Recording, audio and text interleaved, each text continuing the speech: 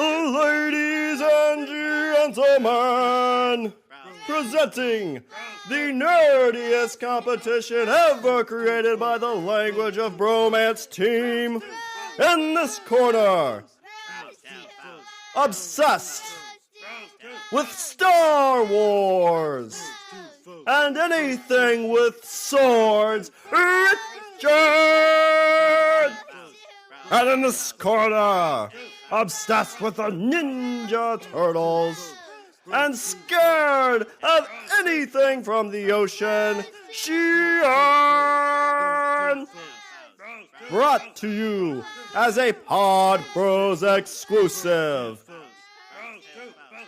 in association with the LOB Army. Tonight's competition is a Language of Bromance draft.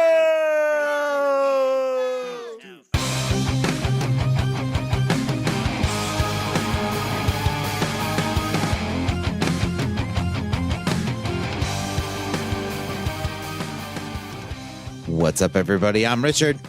And I'm Shawn. And we are speaking the language of bromance. And this is a draft episode, obviously, as prefaced by the fact that you saw the title and you know exactly what we're talking about. But yeah. I feel like it merits introduction anyway. This is more of a nicer draft, I would say. Yeah, kind of. I would say.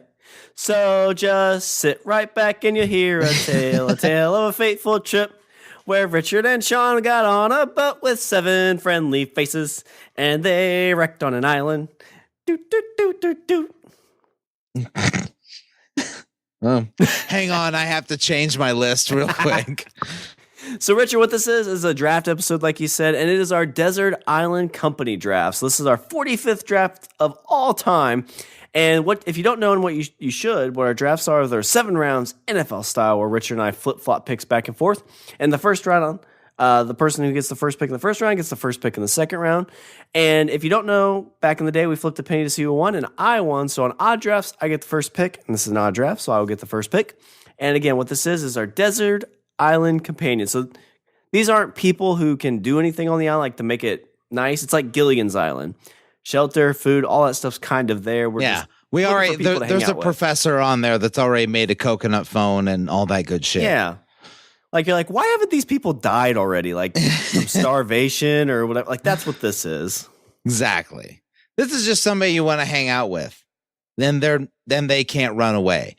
And let's also be clear, this is not for sex. Yeah.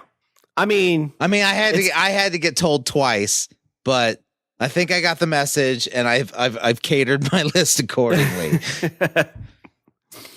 And like we said, we just did like celebrities or kind of like people we don't know, just to allow us to pick 7 people. Because like I told Richard earlier, obviously he'd be on my draft, my wife would be on here, my kid. So we didn't want to have to burden ourselves with family obligations.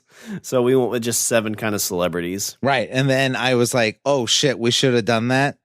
And like I said, we can say that because none of them listen. Thank God. I told my wife, I'm like, hey, Richard and I are going to do a desert island. She's like, oh, thank God. When are you leaving? I'm like, no, it's just a draft episode. Like, you're going to buy one? No, it's just a draft. And she's like, oh, well, I got to go sign these papers anyway. I got to go unpack your bag. Death certificate.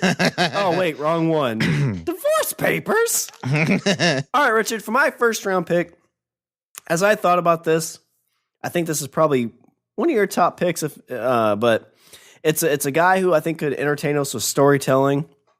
It's a guy who obviously loves to talk. So if you're on an island sitting around a fire and need somebody to chit chat with, he'd be there.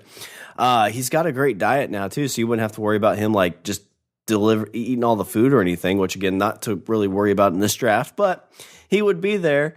And then you could like make fake movies with him the whole time you're on the island. I'm sure he'd love that. My first round pick, he's vegan now too, so he'd be all about the plant life. I'm going to go with the one and the only Mr. Kevin Smith. I mean, you say vegan, but I mean, aside from the Beyond Burger, like, not really, I mean, like I hear him say he's vegan, but then the only thing I hear him talk about is the Beyond Burger. Well, that's all he eats, I think. Yeah. Which don't get me wrong, Beyond Burger's really good. Have you ever had one? Does he do peanut butter a lot? No, I haven't. I don't know if it's cheap or not. So, like, I've heard multiple people talk about this. It's like, in like 50 years, when people look back at like this, like, piece of human history, what they're going to think of like, oh my God, like they actually ate animals? Because we'll discover a way that is a lot more cost efficient to make like proteins and things like that from plants and stuff like that. Those Beyond Burgers are really fucking good. Yeah, you told me about like the hamburgers you cut into it and it's got like beet juice, so it like, looks like it bleeds blood. Yeah. Like what does that say about humans? Like you want a burger that looks like it's bleeding. You want a burger that looks like a burger. It's like, like before that, like you look at like the quote unquote veggie burger and it was made out of like crushed black beans and stuff like that. And like it was dry as all fucking get out. And like nobody wanted it. Everybody thought it was terrible, but they ate it because they thought they were supposed to. But now we got the fucking Beyond Burger and it looks like meat and it tastes like meat. It's fucking crazy. You think there'd be like a conspiracy or not like conspiracy, but like some big thing in the future, like Beyond Burger has actually been using meat for the last 35 years. And then we'll all be like, that's why it tastes so goddamn good. Would you feel good about yourself at that point or bad? I wouldn't feel bad. Well, yeah, I guess, but you're not vegan. Do you think like vegans would have to? Well, and also like I would, like it's not my fault that I was eating meat. That's true. I was sold a bill of goods. That's true. It's kind of like college. Like I didn't know there was meat in my mouth, but I took it anyway. You didn't experiment. Don't lie. But like I said, I think it'd be fun. Although I don't know if he didn't have his herbal supplements, how he would be if he'd still be fun and everything. But wouldn't he have those anyway? I thought everything was provided. I guess if he knew how to, he'd probably be resourceful enough to like make his own, maybe. Yeah, or figure out on the island how to make some. Yeah, That's like the only thing that's not provided is a means of escape, right? Like Gilligan's Island. Good point. Yeah, but it's just like this, like, having a podcast-esque conversation with him, like we do that on our own anyway. When we talk before shows, after shows, on trips with our wives in Chicago, like we basically do this. That's true. So to get to do that with him would be awesome. And he's got a huge knowledge of comic books and stuff. So he'd definitely be able to kind of like spark my fancy with those. And plus, I like to think of him as a guy that's like, hey, let's go like pretend we're doing such and such on the beach and I'll direct. It's like, let's pretend to suck each other's dicks. And then you're like, wait, what? Okay. He's like, I'll go first. All right, well. When in Rome, right? We're not in Rome, or whatever. Went on an island, right? He whips out. You're like, wait, I thought you said you had a small dick. Oh, I can't deal with this. But Richard, my first round pick will be a 1 Kevin Smith. Yeah, I intentionally did not put this on my list because I knew you were going first. So that's where I'm at. Ooh. What happens if I didn't pick him first? Would you have picked him first? Well, yeah. I mean, I kind of assumed that was a bit obvious, right? I was just asking. Okay. So now I have to go to my first round pick, which I think would be an awesome dude to hang out.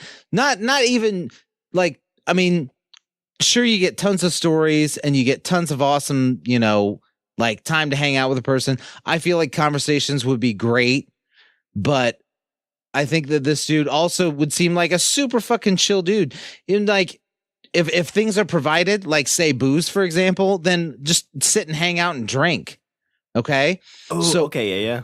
So for my first round pick, Shawn, I'm going to go with a hero of, I would classify him as a hero of the internet, somebody that everybody loves.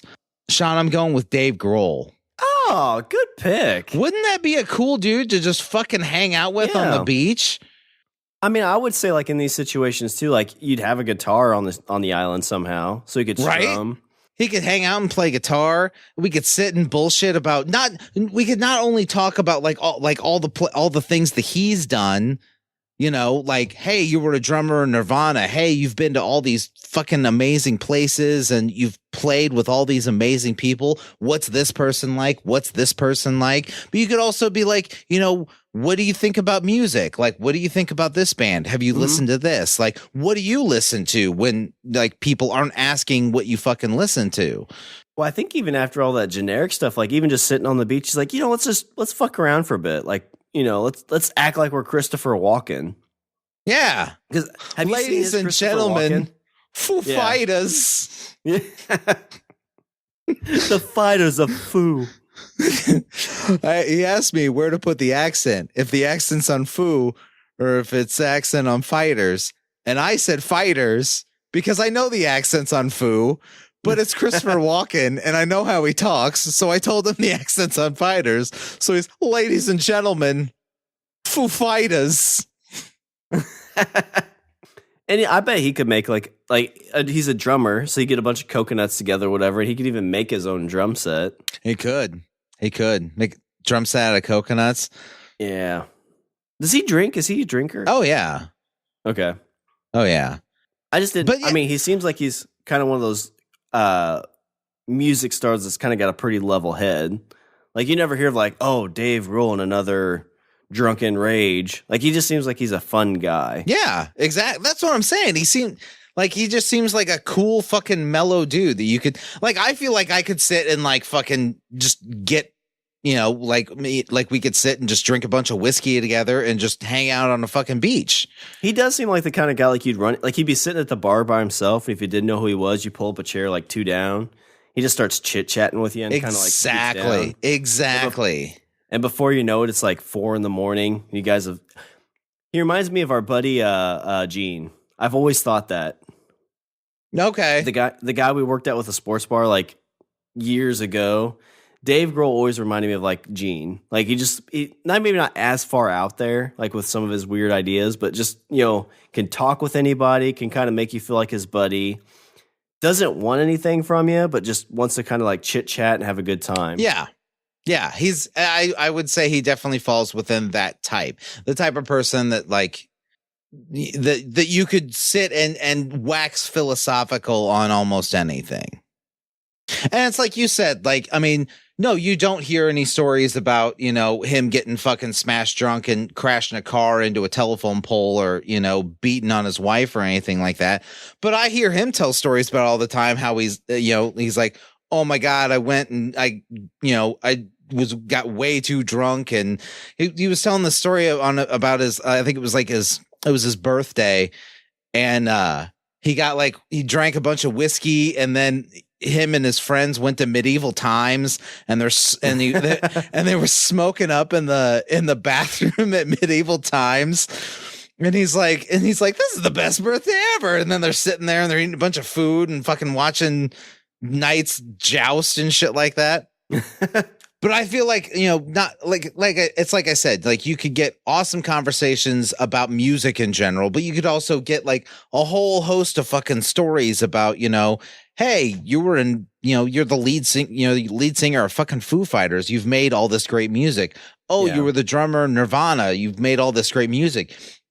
You've played with Tenacious D. You were, I think he was the drummer for them Crooked Vultures too. He does like jump in on a bunch of stuff. Like he's just a big musical guy. Exactly.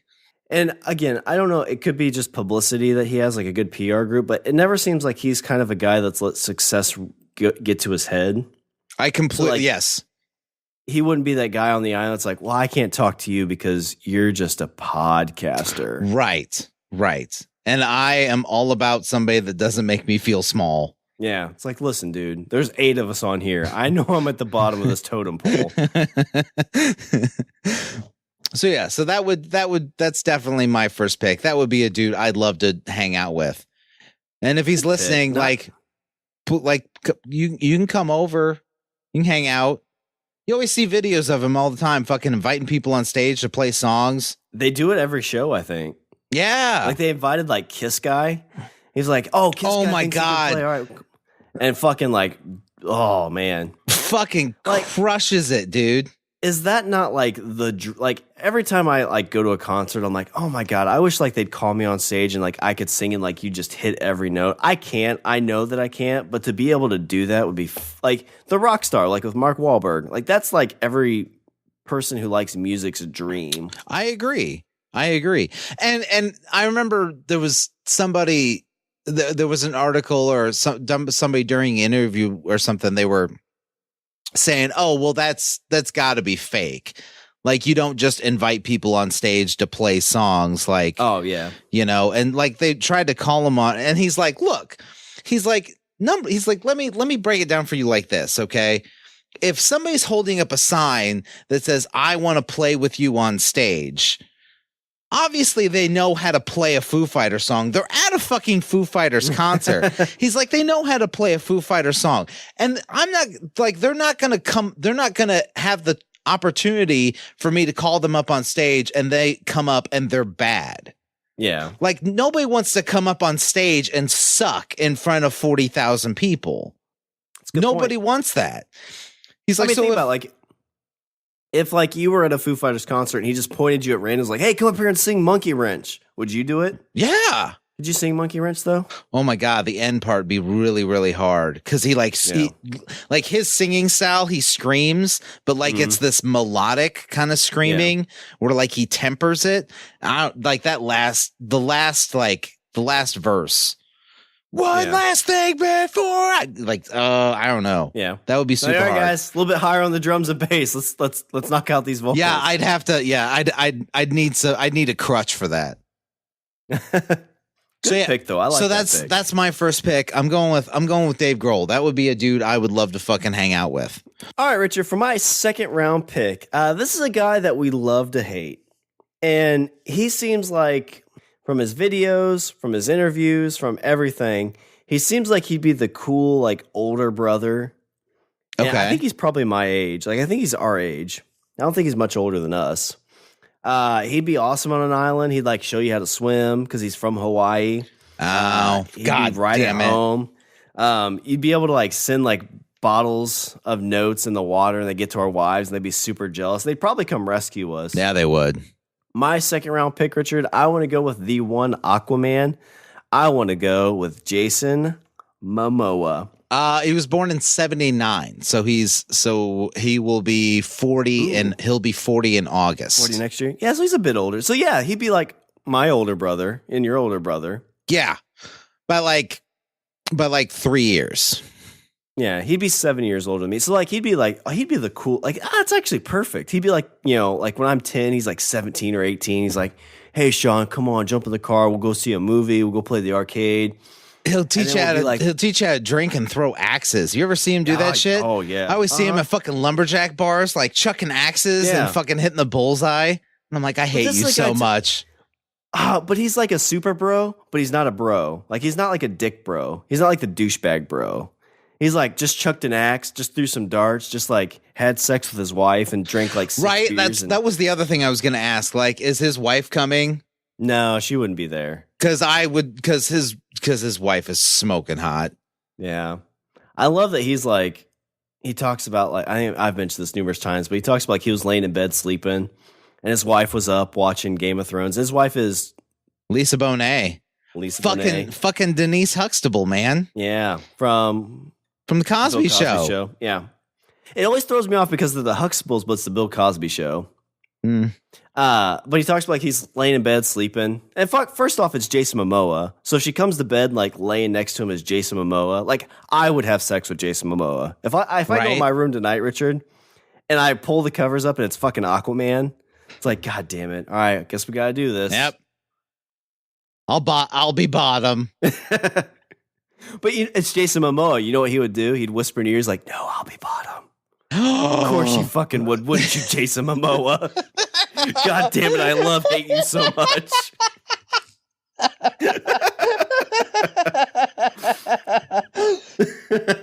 Oh, he totally would. Yeah, but he talks about like he's laying in bed. He's all like snuggled up, and like you imagine it's like an angel sleeping there. And his wife's watching Game of Thrones, and he's like pounding Daenerys Targaryen, and it gets her all hot and bothered. So she comes to bed, has sex with him. I didn't realize she was married to Lenny Kravitz. Yeah, before Momoa, she was married to Lenny Kravitz. Yeah, they Momoa and Kravitz, I think, have matching. I don't know if it's wedding rings or just like some kind of ring. And like, and from what I understand, the relationship between Lisa and Lenny is like they're super chill. Like they're super, super chill with each other. Like it's not one of those, it wasn't one of those like acrimonious divorces or whatever. They just both kind of like, oh, we're going separate paths. And like I guess they still like hang out. Yeah. That's like how all divorces start. Like, hey, let's make this like okay. And then one person flips out. It's like, I want to fucking cut your throat. Yeah. Like, that escalated quickly. God damn it. Like she's still smoking hot. Oh my God. I'll tell you the best I've ever seen her in was you've seen High Fidelity. Oh my God. I loved her. Loved her in High Fidelity. But anyway. Jason Momoa, could you imagine being friends with Jason Momoa where you can just call him Jason? Like, I can barely like see him and not go Jason Momoa. But at some point you're on the island just like, no, we'll go hang out and drink. Of course, Jason Momoa. Why do you say my full name? I don't know, Jason Momoa. Where are we going, Jason Momoa? Oh, can I sit by you, Jason Momoa? Jason Momoa, do you want to share my tent? But he'd show you how to surf. He'd probably show you how to fish. He'd show you how to rock climb. This dude can do everything. He can play guitar. He can fix motorcycles. He can... Motherfucker. Everything. God I know, damn. right? Like I said, I love him so much. But yeah. That would be my second round pick, Richard, is one Jason Momoa. All right. That was one of those like it was on my list, but it was like, do I wanna You know what got it? I bet you're like, oh my God, would I really want to take it from Jason Momoa? But the fact that I just told you, like when you sneak in the tent, like, well, I guess I got to do this. I'll be bottom. And Jason Momoa's like, no.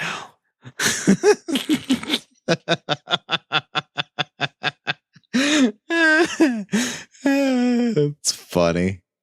All right. So my pick is Lisa Bonet. No, it's she's on my island, bitch. Wait, is he swimming over here? That's right. That's how I get him on my island.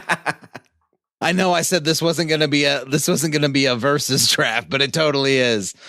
This is how I steal your pick. I get a smoking hot wife.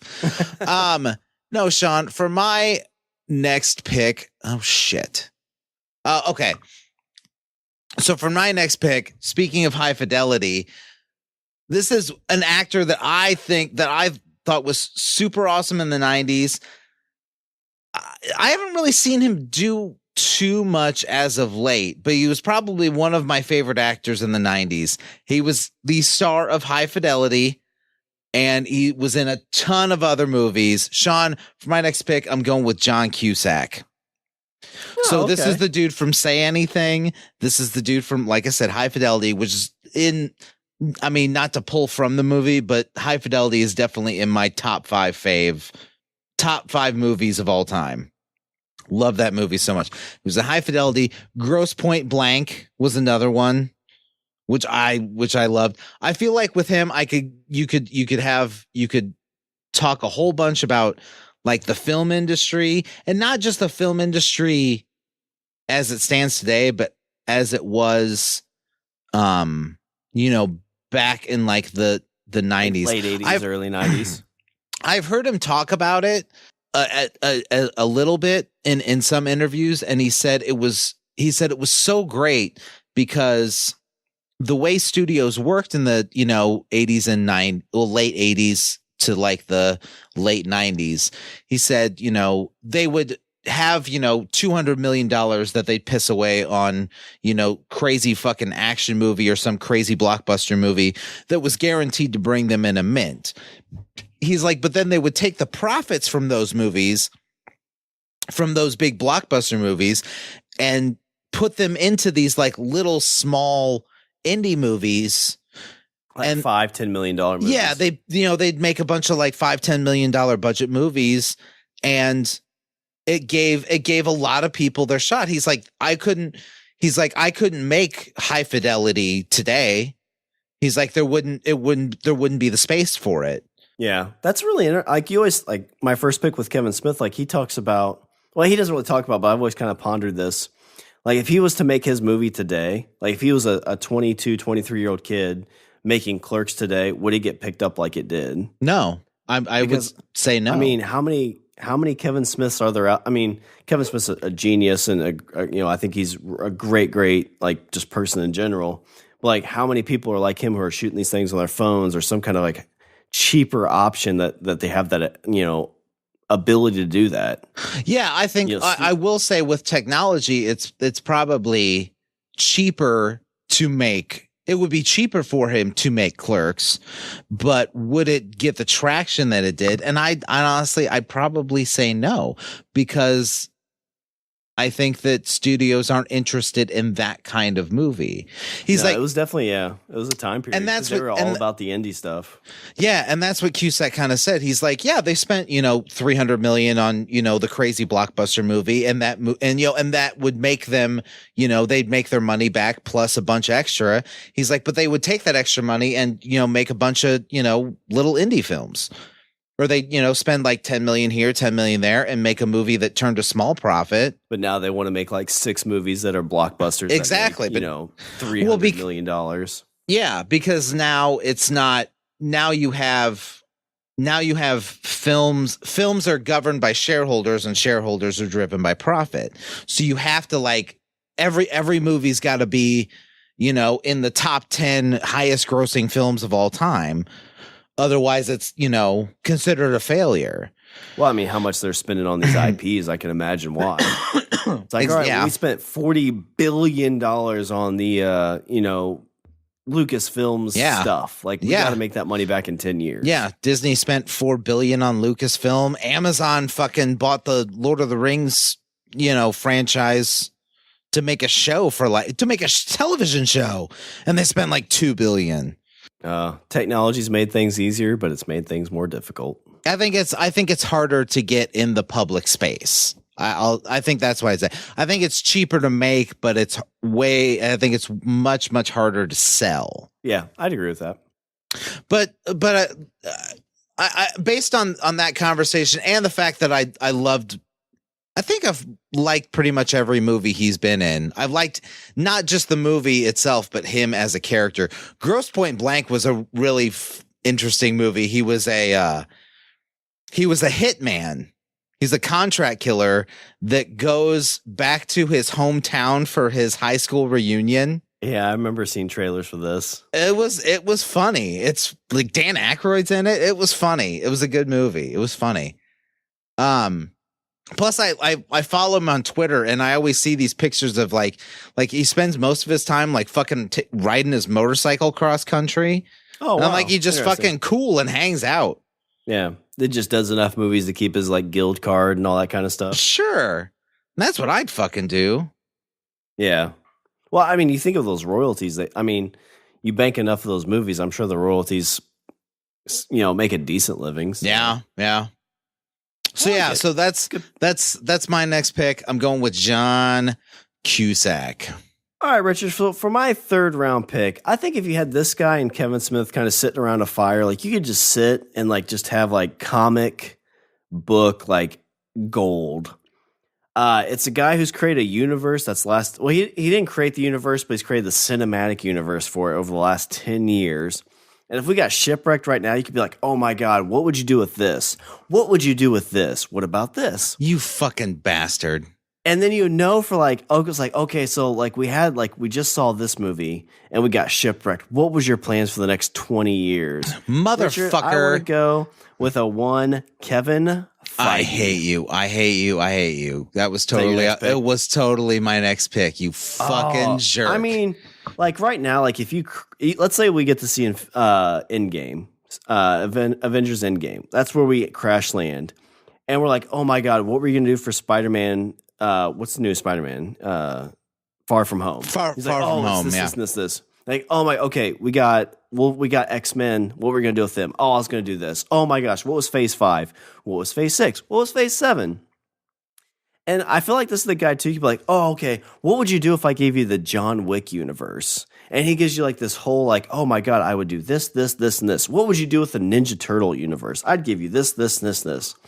It would be just like an awesome like movie pitch every night with this guy. And if you brought Kevin Smith in that, and then you'd have Jason Momoa sitting there by the fire being like, "Oh my God, and I can be Leonardo." Like Jason Momoa, you could be whatever you are. It's like, dude, how many times have I told you? Just call me Jason. Okay, Jason Momoa.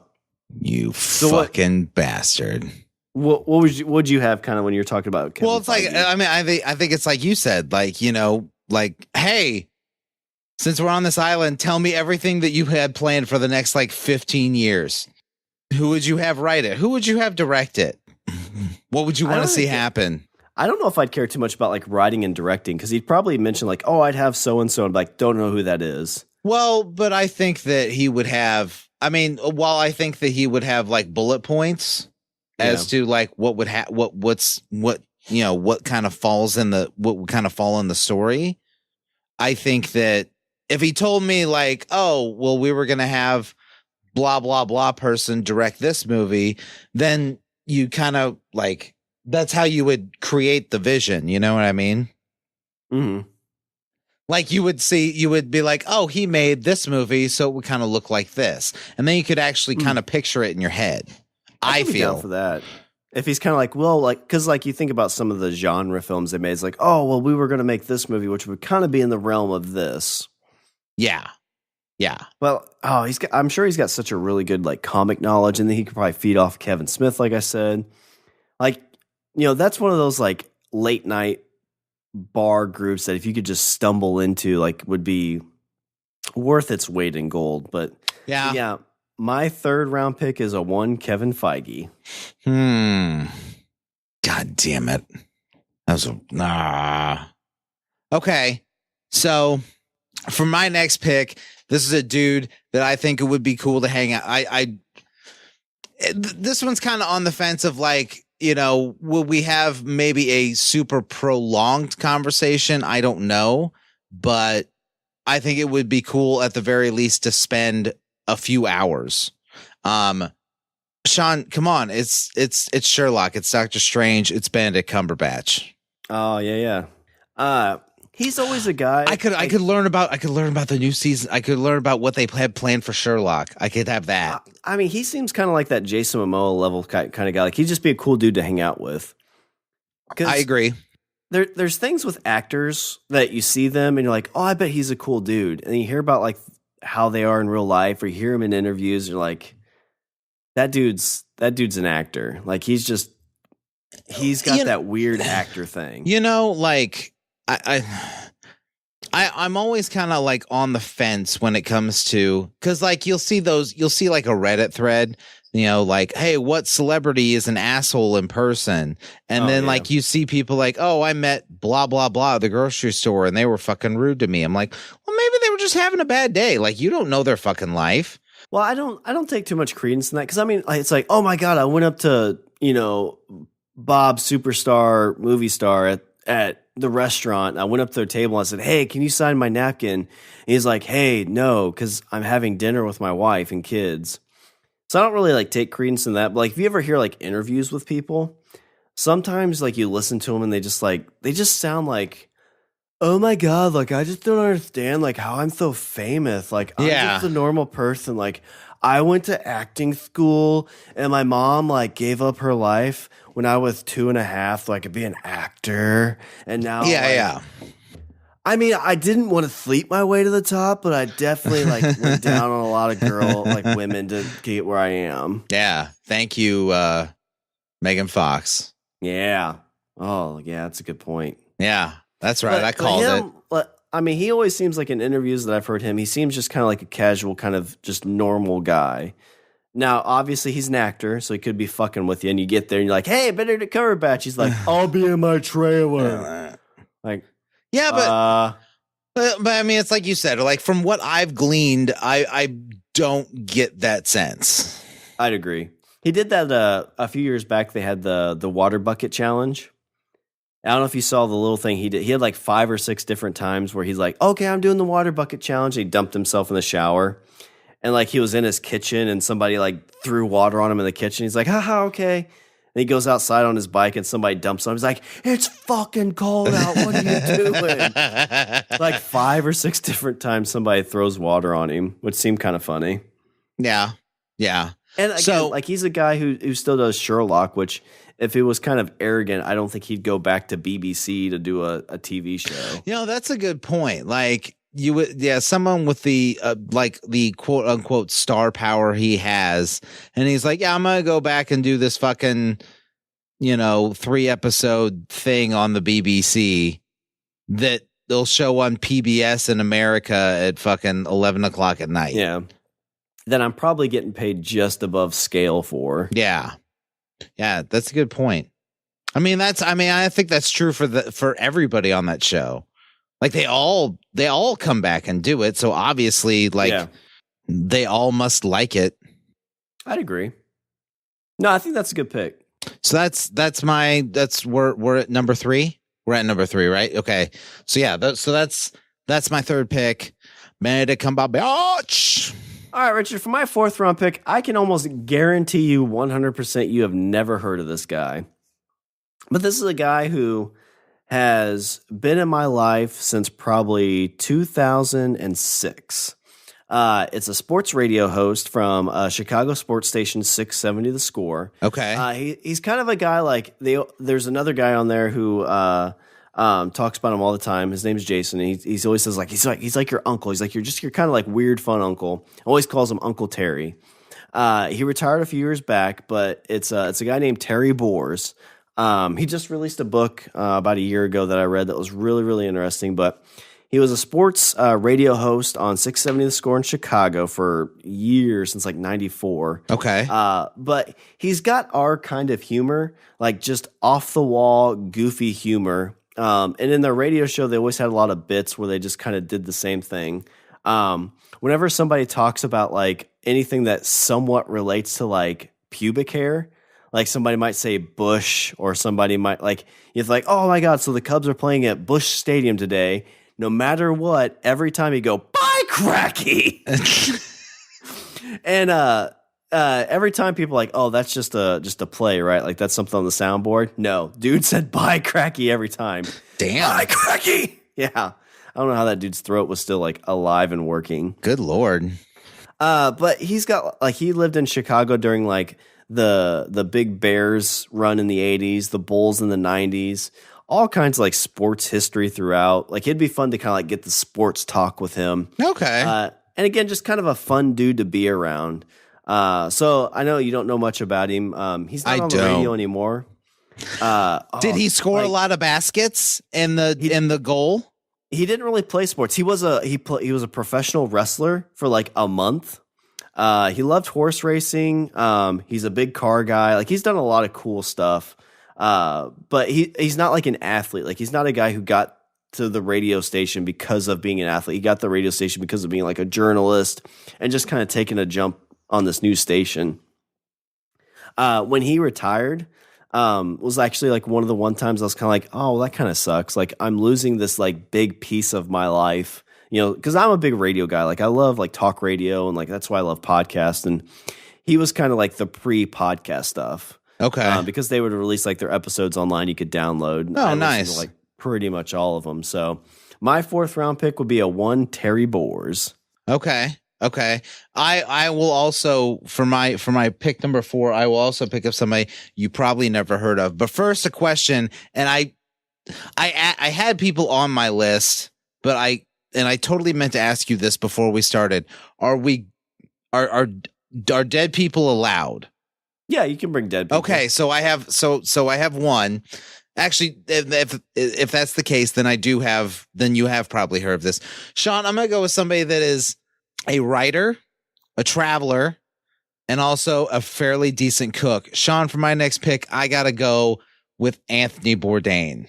Okay. Like, again, I feel like this is kind of I feel like he is kind of in the same vein as, say, like a Dave Grohl, somebody that you could sit and talk about almost anything with and have a conversation about anything. He seems like a very laid back person. I guess with Dave Grohl, in the sense that if I walked into a bar and Anthony Bourdain was sitting at a bar, and I was sitting a couple seats away from him, I feel like he'd be like, hey, I'd be like, hey, could I buy you a drink?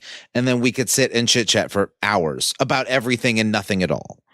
And this is a guy that has traveled all over the world, met all sorts of people, eaten all sorts of crazy, amazing things. Yeah, I mean, just like to sit back and hear the stories that he's Exactly. And I would imagine, I tried to find a cook for mine, which I don't think I really found one that I knew enough about.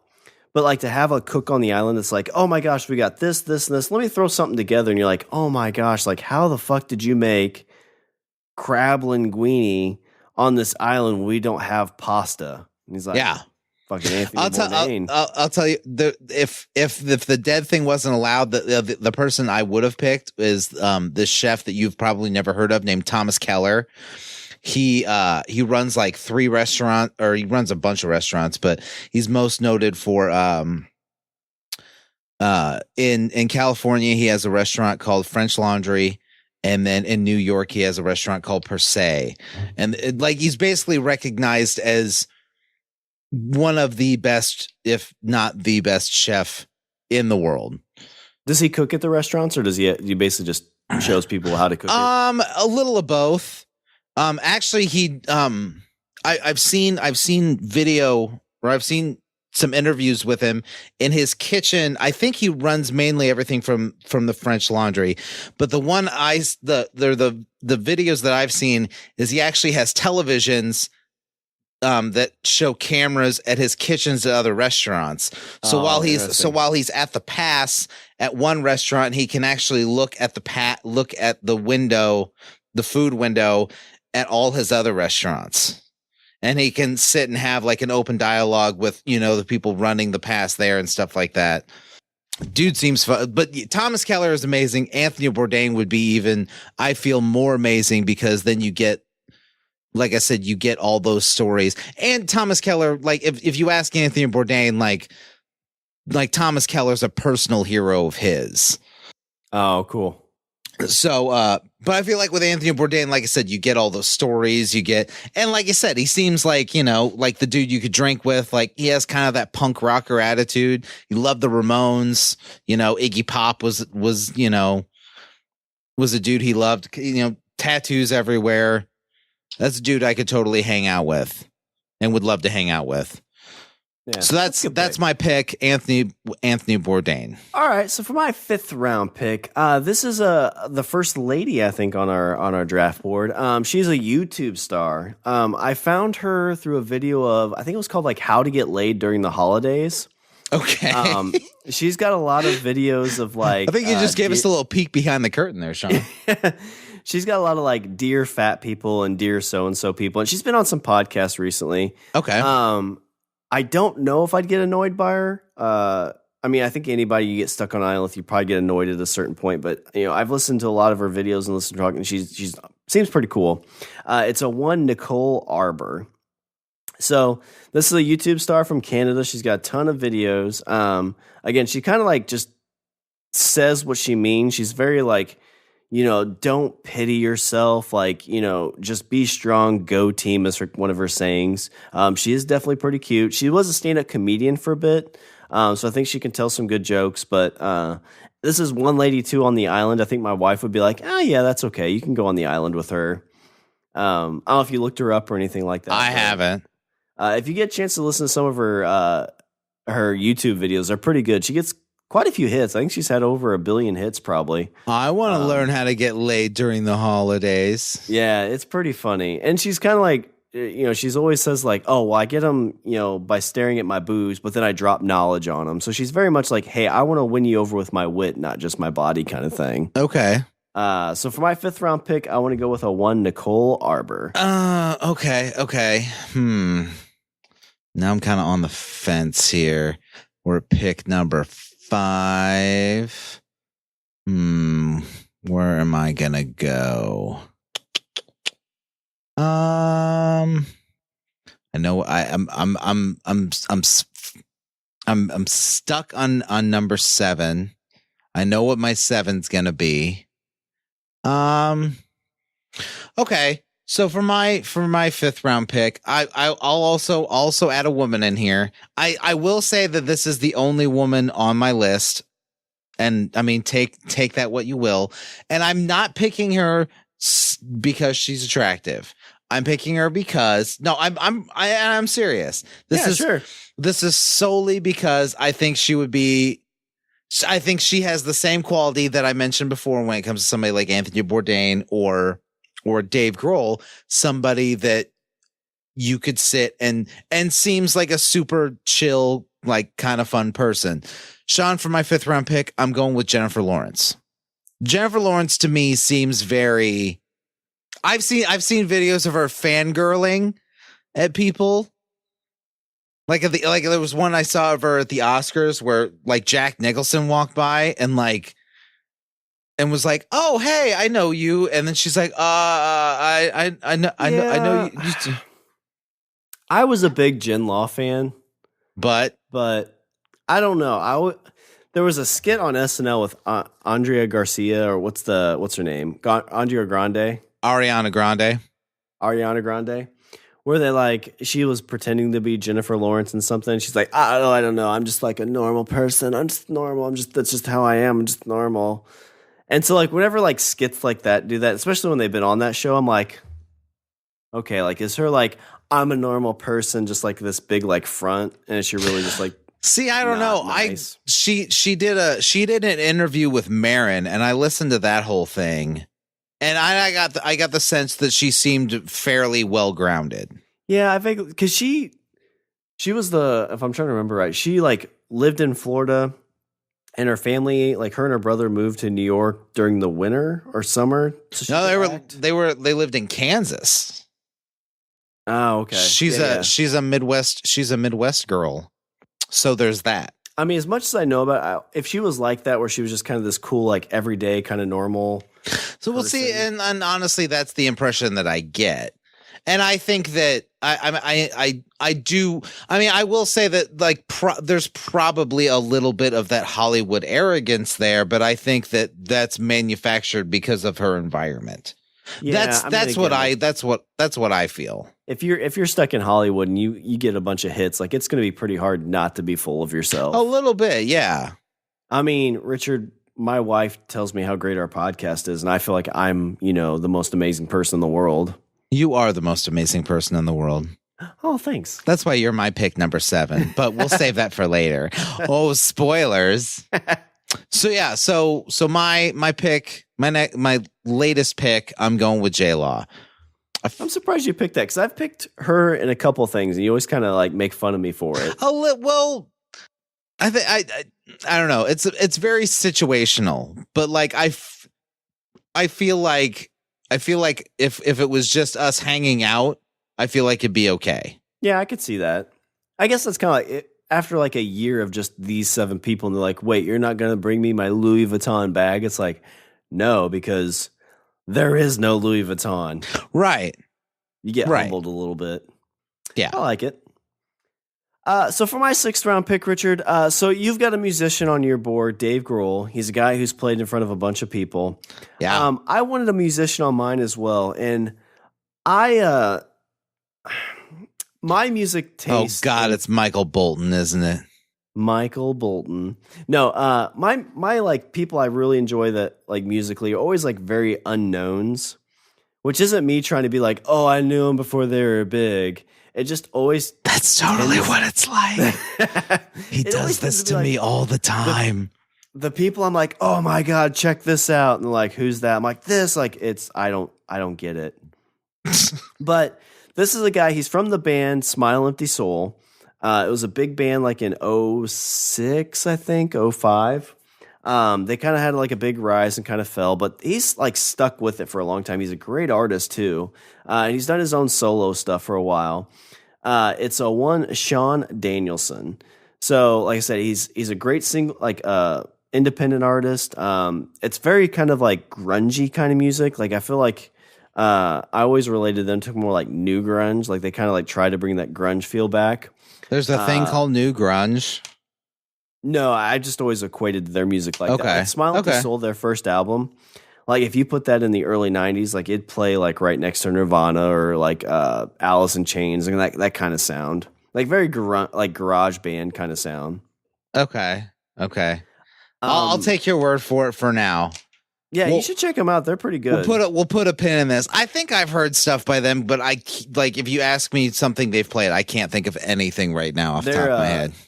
Their biggest hit was the Bottom of a Bottle song, and the Nowhere Kids was one too. It sounds vaguely familiar, but I do it for the drugs.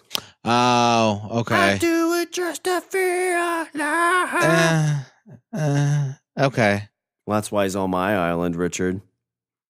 But again, I think it'd be good. Like he brings his guitar along, and it'd be a cool dude to kind of jam around with. So for my 6th round pick, it's a one Shawn Danielson. I mean, I've got Dave Grohl, and you've got the guy from Smile Empty Soul. I mean, let's be real here. All right, Shawn. I'm also picking a musician for my next pick, but this is a historical musician. This guy has won Grammys. Elvis Presley. This guy has won Grammys. This guy has won Oscars. And not because of singing, but because of acting. Shawn, this is a guy that I would sit on a beach and drink whiskey with, and I would want him to tell me his entire life story, and I want to write it down. I want all of it. I want the good stuff. I want the bad stuff. I want the dirty stuff. I want all of it.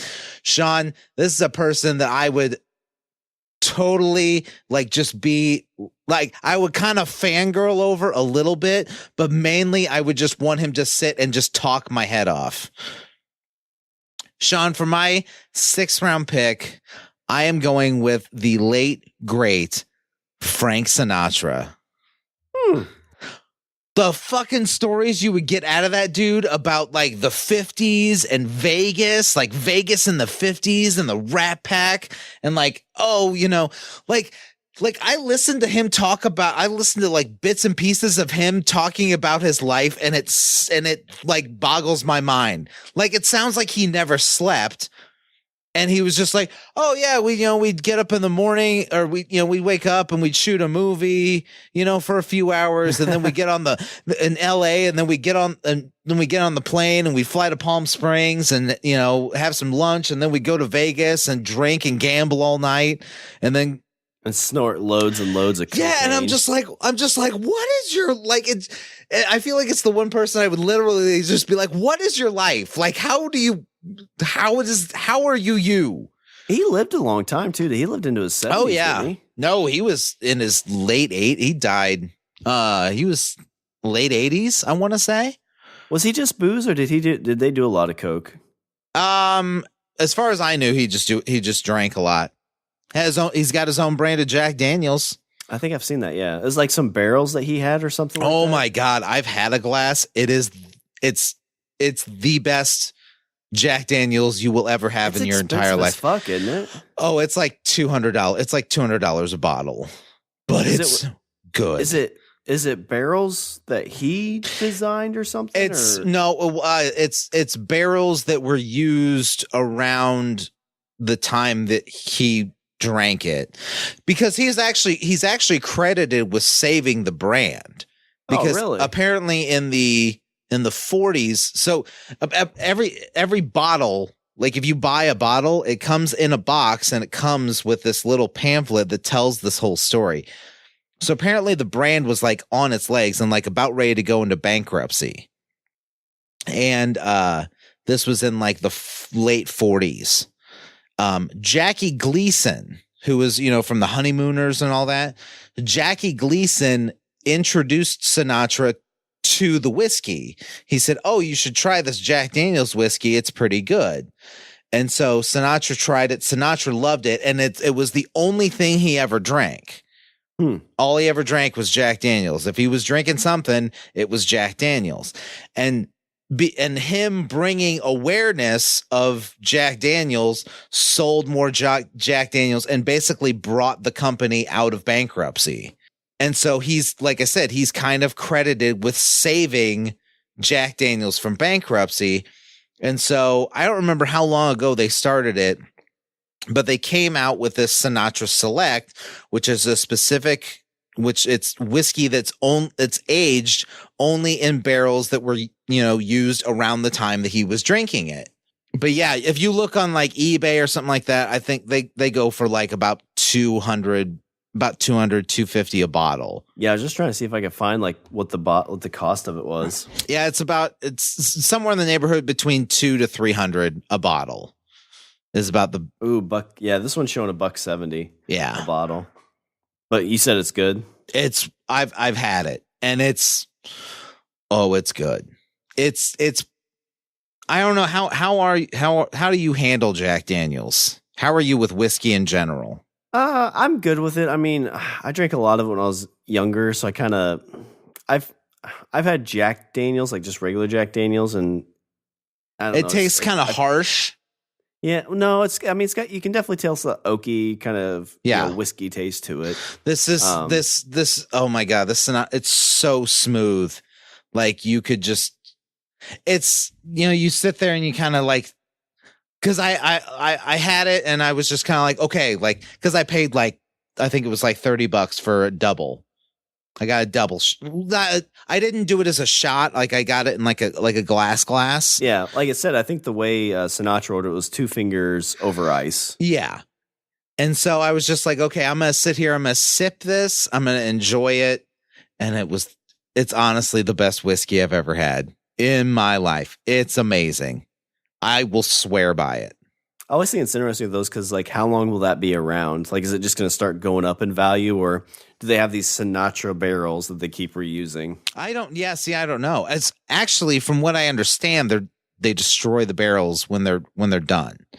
But I mean, one barrel I think makes like 30 bottles. I'm not sure. It's a lot. Yeah, they're probably 50-gallon barrels. Yeah, they are. Side note, my grandpa was from Kentucky, and I guess I don't know if he was around that area or knew people, but whenever they were done with barrels, people would go and buy the barrels, fill them up with water, let them soak for a little bit. The water would soak that whiskey out of the wood, and you get kind of cheap whiskey out of it. Oh, nice. Yeah. I mean, I was like, during the war and stuff like that, so people had an opportunity to get kind of a cheap buzz. So your grandparents were bootleggers. That's what you're trying to tell me. No comment. All right. But that's my 6th round pick. I would love to get like the stories of his life and like life in the music industry back then, just like Vegas back then in the 50s when it was all run by the mob and shit like that. Yeah. Do you think after you get all that, do you think he'd still be fun to converse about? Yes, and I'll tell you why. There's actually one of the best interviews I've ever seen of his. Playboy did an interview with Sinatra back in and this was in 60 something, in the 60s. Playboy did an interview with Sinatra, and they talked about all sorts of shit. They talked about his views on religion and, and all this other stuff. And this is in 1960. And Sinatra had the stance that look, just be a good person. I don't care what you believe in. I don't care if you believe in God. I don't care if you believe in the fucking witch doctor that lives down the street. Just be a good person, and that's all you need. And this is and like I said, you got to keep in mind, this is in the 60s. Yeah. When, it was kind of like you went to church all the time kind of thing. If you didn't, you said you did. Exactly. And so based on that, I feel like he would be cool to talk about anything. I like it. Well, Richard, my 7th round money shot pick, my last couple picks are kind of unknowns, and this is probably somebody you don't know as well, but to me, I kind of think of, I listen to a lot of podcasts, so some of these people I've kind of gotten more through just listening to them talk for hours and hours at a time, so I feel like they'd be fun to hang out with. So this is a podcast host. He hosts a bunch of wrestling podcasts. One of them talks about the rise and fall of WCW. The other one, he talks with one of the announcers from WCW quite a bit. But he's just kind of got a really good interview style, and just seems like he'd be kind of a cool dude just to sit and chit chat with. He's actually married to one of Ric Flair's daughters. They just recently got married. Okay. And his name is Conrad Thompson. So again, he's at the 2 podcasts. He's got 83 Weeks, and then he's got What Happened When is 2 of them that I can remember. But again, just kind of a fun dude just to sit and chit chat. Like he knows a ton about wrestling history. And I don't know about you, Richard, but every now and then, whenever I think of like wrestling in the mid '90s, like when I was a kid, I get kind of like giddy because like that was like the Monday Night Wars. Yeah, it was the primo time. That was when what got me back in. I was in high school. Anybody who like watched wrestling. I remember my parents were like, wrestling's stupid. Then like that stuff was on. They're like, this is funny. And again, he's just kind of like, he seems like a good like buddy. Like it'd be fun to sit by a fire, throw back a few drinks, and you could just chit chat about anything. Yeah. If you get a chance to check some of those out, it's pretty cool. Like he interviews Eric Bischoff in the 83 Weeks. And Eric Bischoff was the guy who ran WCW. Yeah. And Tony. He's the announcer from WCW, Tony something. Oh, I know you're talking about. Who? It's Tony Schiavone. Yeah. Okay. Yeah, name. I know you're talking about. I can picture his face. Yeah. And so they talk about like the history of like the wrestling, the behind the scenes stuff, and he's got like a lot, and he's got like our kind of crude humor too, which is really fun. So for my 7th round pick, again, these aren't like super famous people I'm picking, but these are people like I would enjoy being stuck on an island with, I think. Like, yes, there's risk reward. These are guys who I'm not going to be like, oh, hey, it's, Madonna. And she's like, fuck you, I'll be in my cabin. Right. Like, oh, well, I wish I would have picked somebody else. Yeah. So 7th round money shot pick, Conrad Thompson. Okay, so for my 7th round pick, I'm going to go with a repository of comic book knowledge, like pop culture knowledge. Like this dude probably knows everything about anything that I would want to know about in that realm, and could sit and tell me all sorts of stories about like, oh, where this came from, what he used to watch. Plus, I get all the cool stuff about what's going on in possibly new movies that are coming out. I doubt he has that much knowledge on it, but I'm sure he has an idea. Shawn, for my money shot pick, I got to go with Luke Skywalker himself. I'm going with Mark Hamill. Oh, nice. I thought you were going to go with a one Stan Lee. Nah, I thought about it. The reason I went with Mark Hamill is, Stan Lee knows a lot about comics, but when it comes to things like movies or television shows or toys, shit like, collectibles, stuff like that, Stan knows a bunch about comics, and you could get a wealth of, awesome stories and stuff like that. With Mark Hamill, I feel like you get this shared interest.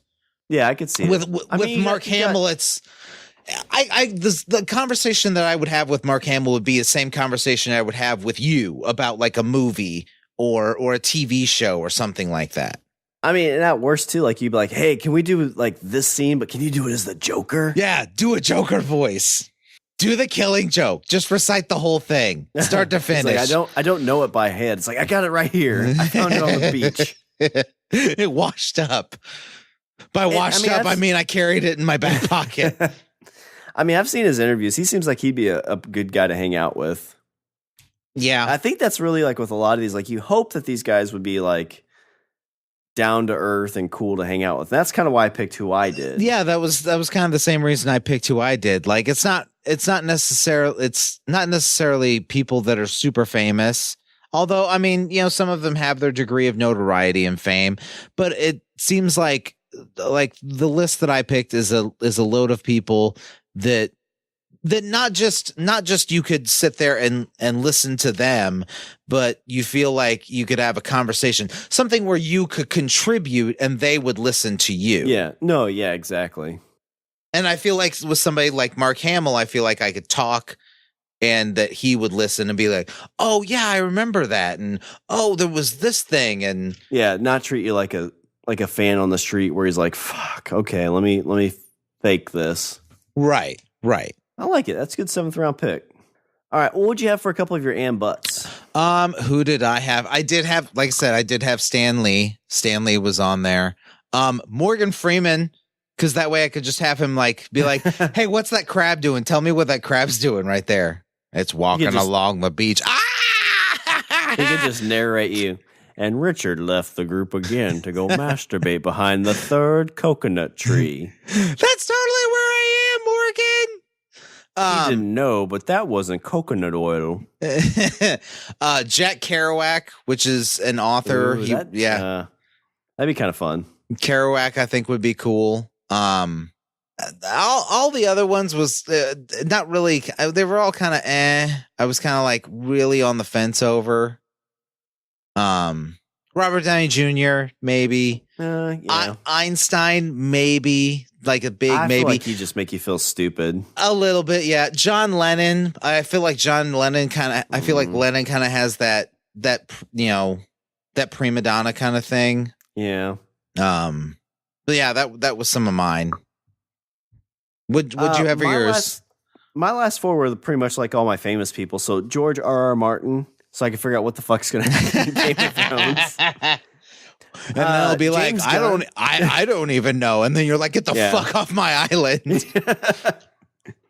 James Gunn. Not only like could you get kind of like Guardians ideas, like spitball movies, but he seems like he's got our kind of humor again. Like he's kind of crude and would just be kind of fun to hang out with. I thought about J.J. Abrams. He'd get you good. Like he'd get a good idea, but then it just kind of fizzle out at the end. You think so? I feel like everything he does is like this really great concept idea, but it's like, well, how are we going to end it, JJ? Time travel. Brilliant. The man of like 160 different voices, Ralph Garman. Oh, that'd be good. I feel like he'd be a little too moody at times, maybe. Yeah, I could say that. And kind of, sometimes I feel like interviews and things with him, he seems a little moody, and he does kind of have some stuff that's come up that you're kind of like, but Joss Whedon was another guy I kind of had on there. I think the only reason I took him off was because I would be like, hey, Buffy was cool. And they'd be like, yeah, it was. I'd be like, yeah, no, great point. Yeah. Like, so, Buffy, like how'd you get in the mindset to create Buffy? I'm Joss Whedon. Yeah. And I wrote I did it. Typewriter. I did it for a movie in 7 goddamn seasons. Like, yeah. Like, there's nothing really left to say. Why did you make Clinton Barton? Like, why'd you put him in with his family? Because artistically, that was the correct thing to do. Yeah. Yeah, I feel like it'd be a lot of like me. With Joss Whedon, I feel like I would be talking at him, and then that would be it. And then afterwards, he'd be like, I don't really feel like I got much out of this, Joss. He's like, well, that's on you. Yeah, and then he'd be like, me neither, fucko. You know what? Pee Wee Herman was your last great success. All right, well, let me run through a few of these picks real quick. So my first round pick, I had Kevin Smith. Second round pick, Jason Momoa. Third round pick, Kevin Feige. Fourth round pick, Terry Bors from 670 The Score. Fifth round pick from YouTube fame, Nicole Arbor. Sixth round pick, Smile Empty Souls lead singer, Sean Danielson. And seventh round pick, 83 weeks later, podcaster Conrad Thompson. See, I have to say all the things they're from because, they're not super famous. Yeah, I get that. For Richard, his first round pick, Dave Grohl. Second round pick, John Cusack. Third round pick, Benedict Cumberbatch. Fourth round pick, Anthony Bourdain. Fifth round pick, Jennifer Lawrence. Sixth round pick, Frank Sinatra. And seventh round money shot pick, Mark Hamill. Love it. Love my list. Richard, for our 45th time ever, our Desert Island Draft, do you have any Richard's closing thoughts? At the end of the day, conversation, stories, that's all we have. And so that is a currency that we seldom attribute value to in this life. But I think this draft shows that those stories and those experiences totally have value. That's a good point. Like every pick we picked was mainly because of like what we could talk with them about. Exactly. Not like any kind of like personal game besides like intellectual, like, oh my God, that's awesome to know type stuff. Exactly. I like it. Alrighty, let me do a little bit of housekeeping. Visit our website, we're languageofbromance.com. Follow us on Twitter and Instagram at languageofbro. Email us at eatthebeaver at languageofbromance.com. Like us on Facebook. And remember, we are part of the desert island of podcasts, the Pod Bros Network. Because you want to sit and have a conversation with all of us. Yeah, that's right. All right, was there anything else before I close her out? No, I'm going to go kidnap these people and put them on an island. All right, well, that's all the Bros we have for the show. I'm Shawn. And I'm Richard. And I say we eat the beaver. Richard, for my 8th round pick, I'd pick you. Oh, for my 8th round pick, I would pick my wife. Yeah. Now, your move. Well, I mean, she doesn't listen to this, so. Oh, good point. Then I totally pick you.